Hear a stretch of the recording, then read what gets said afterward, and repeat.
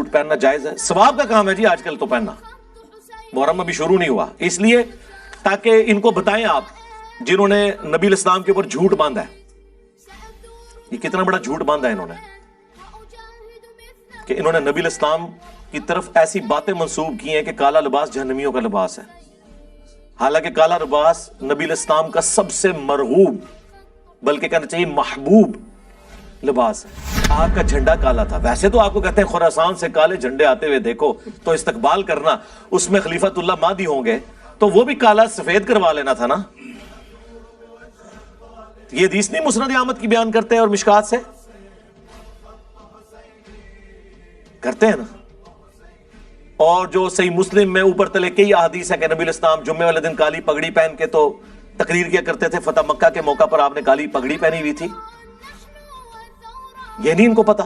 اور مسلم شریف میں حدیث ہے نبی الاسلام کا کسروانی طیالسی یعنی پرشین امپائر کا کالا جبہ جو کالا ہوتا تھا جس طرح سندھی اجرک ریڈ ہوتی ہے، وہ نکالا اسما بنت ابی بکر نے، اور انہوں نے کہا یہ رسول اللہ پہنتے تھے صلی اللہ علیہ وآلہ وسلم۔ ان کے بعد سیدہ عائشہ کے پاس آیا اور میں بڑی بہن تھی، ان کی وفات کے وقت میں نے لے لیا، نبی اسلام اسے پہنتے تھے اور ہم اس کا دھون مریضوں کو شفا کے لیے پلاتے ہیں۔ یہ صحیح مسلم شریف ہے، مولانا شریف نہیں۔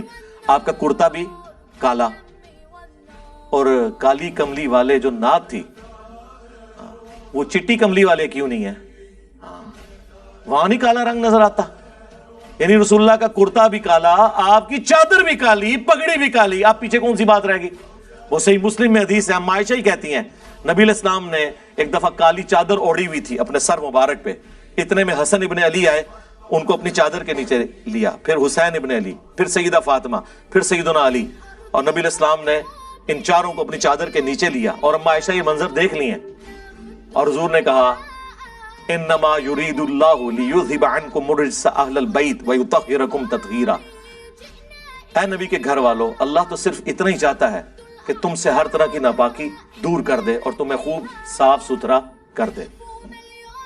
اسے حدیث قصہ کہا جاتا ہے، چادر والی حدیث جو مسلم شریف میں بھی ہے اور اہل تشیع کے ہاں بھی پائی جاتی ہے۔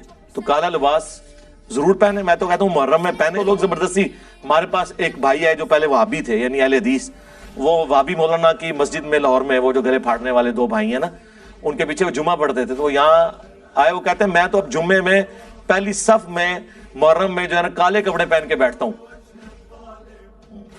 تو میرے بھائی جب یہ ہوگا تو ان کو تو تکلیف ہوگی، یہ تو ہوگا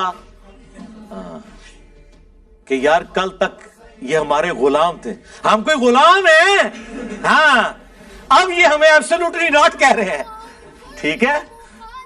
کل تک تو یہ غلام تھے، آج یہ کالے کپڑے پہن کے ایبسولوٹلی ناٹ کا انہوں نے بیج لگایا ہوا ہے، تو یہ کیسے ہو گیا؟ کس بندے نے ان کو زبان دے دی ہے؟ تو بھائی کہہ رہے ہیں میں مسلسل محرم کے 10 دن یہ کالے کپڑے پہن کے، اور جتنے جمعے آئے ہیں میں مسلسل وہ پہلی صف میں جا کے نماز بھی پڑھتا ہوں ایسے کر کے کہ کوئی مجھے پوچھے تو صحیح کہ تنو کیا ہو گیا۔ لیکن میں نے آپ کو بتایا کہ حسینی آج بھی دلیر ہیں، اس زمانے میں بھی دلیر تھے، اور بنو امیہ کے خدمت گزار اس زمانے میں بھی بزدل تھے، آج بھی بزدل ہیں۔ جرأت نہیں ہے کہ پوچھ لیں، پوچھیں گے تو کیا ہوگا؟ وہ کہے گا نکال صحیح مسلم تیری کتاب ہے۔ تو آپ مسلم شریف سے وہ انکار کریں گے، ممبر سے نہ اتار لیے جائیں، نجی محفلوں میں جو مرضی بھونکیں۔ وہ میں نے بتایا نا کہ نجی محفلوں میں جو مرضی آپ کہیں، آئندی طور پہ تو پرائم منسٹر سربراہ ہے اس ملک کا، اگر آپ سامنے آگے بولیں گے تو آپ کے خلاف پٹیشن جائے گی سپریم کورٹ میں، چاہے آپ کسی بھی بڑے سے بڑی پوسٹ کے اوپر ہیں کسی ادارے کی۔ جو کچھ کرنا ہے چھپ چھپا کے آپ نے کرنا ہے۔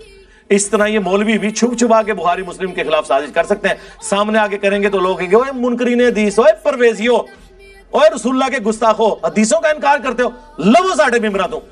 سمجھ آئی آپ کو؟ اس لیے ان کی جوڈیشری کی سٹیٹمنٹ کوئی اور ہوتی ہے، پبلک سٹیٹمنٹ کوئی اور ہوتی ہے، اور خواص کے اندر سٹیٹمنٹ کچھ اور ہوتی ہے۔